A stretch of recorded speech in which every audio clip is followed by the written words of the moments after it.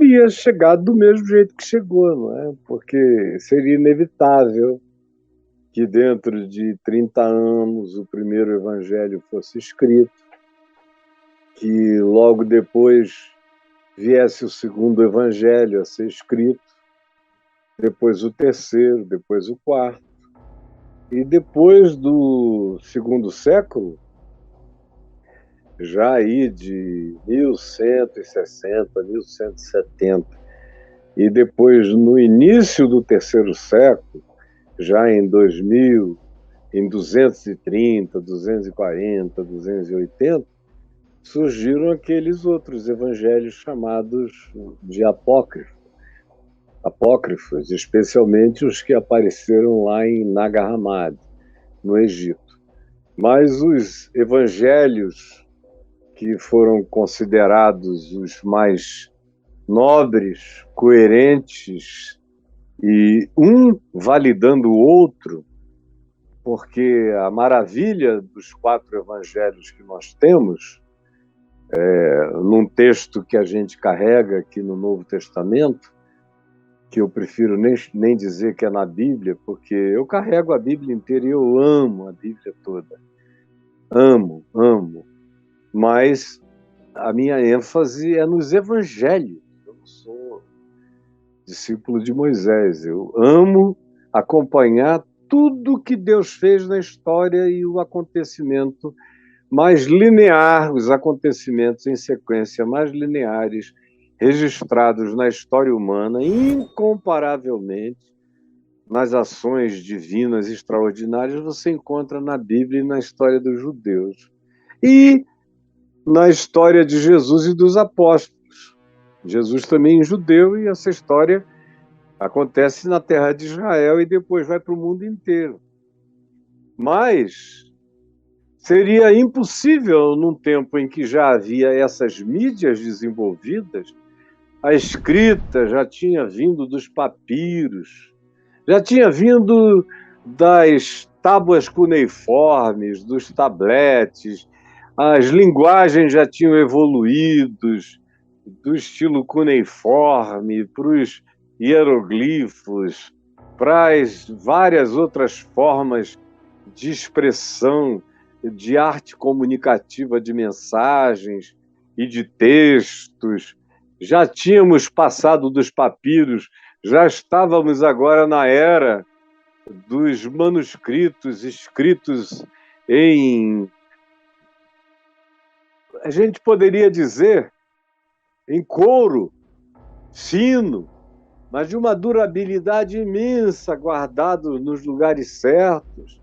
Então, os registros já estavam feitos. Os registros do Velho Testamento já tinham sido feitos no tempo, especialmente do exílio do povo de Israel em Babilônia, porque tem gente que pensa que Moisés estava lá no deserto, escrevendo na tenda o dia inteiro. Moisés não fez nada disso.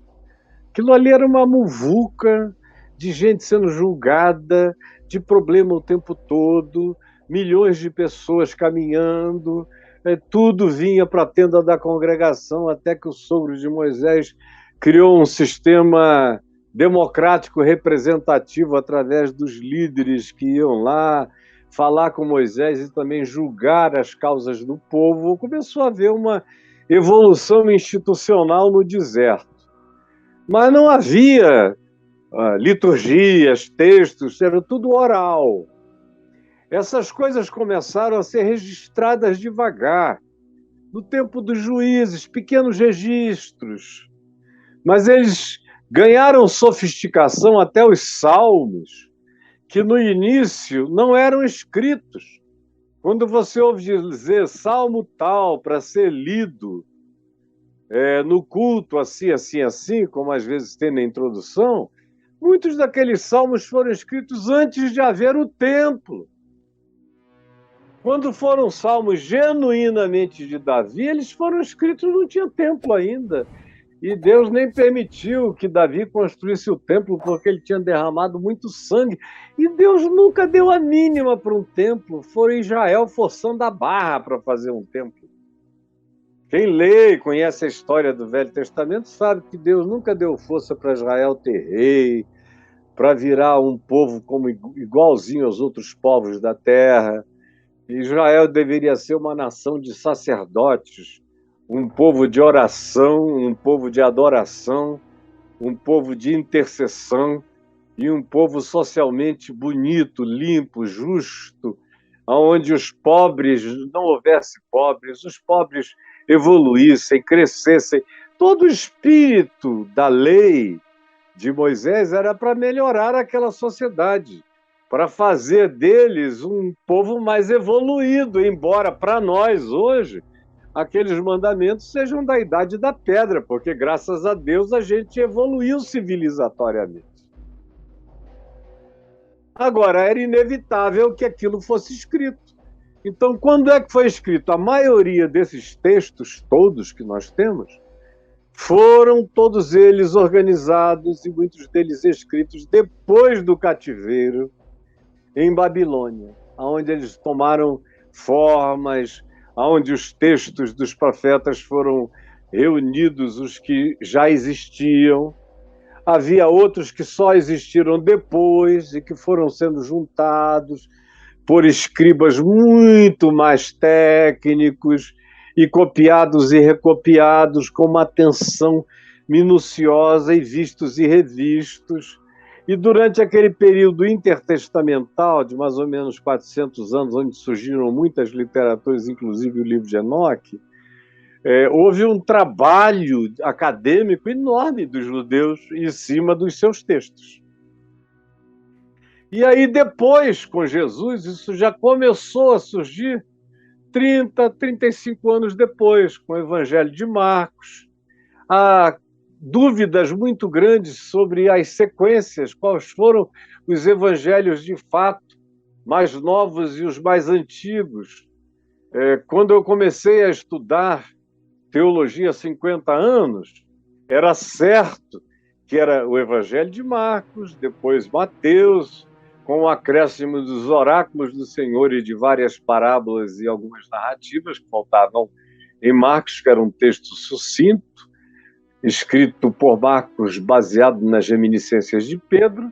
Depois teria havido Lucas, após ele diz, uma longa e exaustiva pesquisa, admitindo também que outros tinham empreendido narrativas, escrito narrativas, ele conhecia essas narrativas todas, e ele entrevistou as testemunhas oculares que estavam ainda vivas, conversou com todo mundo que ele pôde conversar, foi um trabalho jornalístico, levantado minuciosamente, ele diz, depois de acurada investigação.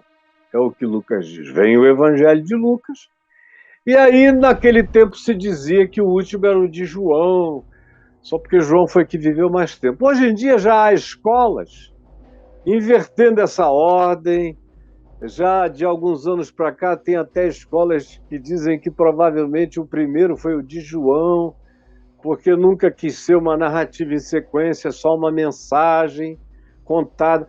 Essa ordem é interessante para os acadêmicos que ficam ali naquela conversa sobre esse assunto, mas para o povo, primeiro que os acadêmicos se interessam por 95% daquilo que o povo não se interessa, e quando contam ao povo que o povo diz, para mim tanto faz como tanto fez. E, na realidade, do ponto de vista final, não muda nada para o coração do que vai crer. Não muda nada. É só diletantismo acadêmico, teológico, escriturístico, arqueológico. Só isso. Tem seu valor para um cara como eu, mas para a maioria não tem. Para quem gosta de dama, xadrez é demais. Então, o Novo Testamento seria escrito. Como, por exemplo, você acha que nós não teríamos nada do pensamento, por exemplo, de Paulo? Claro que seria impossível. Ele era um cara culto, que sabia escrever, que tinha o melhor vernáculo entre eles todos, foi educado com grego como primeira língua, falava latim fluentemente, falava hebraico fluentemente, conhecia outras línguas paralelas de outros lugares à volta da Ásia Menor. Ele era um indivíduo de uma cultura ampla, que o que ele não sabia falar, ele conseguia ler ou entender. Era praticamente impossível esse sujeito que foi educado com um dos maiores mestres judeus da antiguidade e que tinha cultura vazando pelos poros, que era de uma inteligência privilegiadíssima, não viesse a escrever o que ele pensava sobre Jesus. O que você tem nas cartas de Paulo é o que ele crê, o que ele sabe sobre Jesus e o que ele ensina, corrigindo erros, corrigindo equívocos daquelas pequenas comunidades de fé, a maioria das quais ele mesmo tinha fundado e criado.